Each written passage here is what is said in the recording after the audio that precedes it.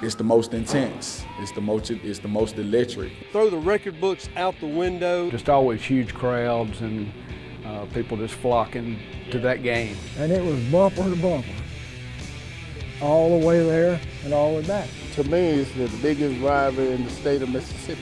It's always been big, and it'll be really, really big this weekend. For the 97th time, Laurel and Hattiesburg line it up on the football field to battle for the Lil Brown Jug. The longest continuously played game in the state hasn't lost any steam since 1922, as folks still talk about that jug all week long. They talk about it every day. They've been talking about it even before the season started. We're going to keep this jug. We're going to keep this jug.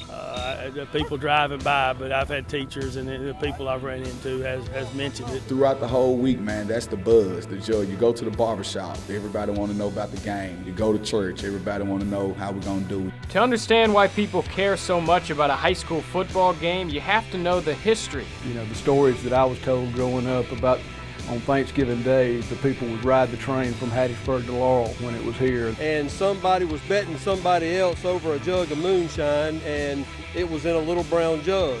Jimmy Bass would know as good as anyone the history of this storied meeting. Bass has seen over 70 Little Brown Jug games, missing just one since 1945. Even when he was off fighting World War II, Bass knew how his Tornadoes fared in the game. Back during the war, we had a coach, Cecil Williams. He would write a summary of last night's game and mail it to all the veterans. If you were in the Pacific, you got a letter from Coach Cecil Williams telling about last night's ball game. War couldn't stop Laurel and Hattiesburg in the 40s. Hurricane Katrina wouldn't stop them in 2005. Despite no power, the game went on, the Tigers coming away with a 6-2 win. There was no electricity, as I remember, in the bricks.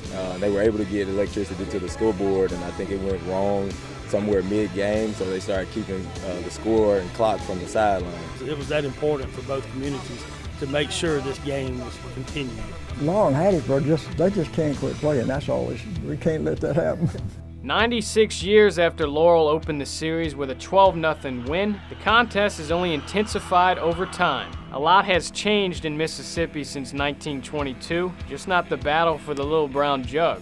It's special, man. I'll tell you, that's one thing me and Coach Breland don't take for granted. We both talk about it all the time, just how special it is to be coaches in this game. There's going to be no surprises Saturday night. We know how good they are. We feel like we're bringing a good team down there and great entertainment. You can't get anything entertainment anymore for $7.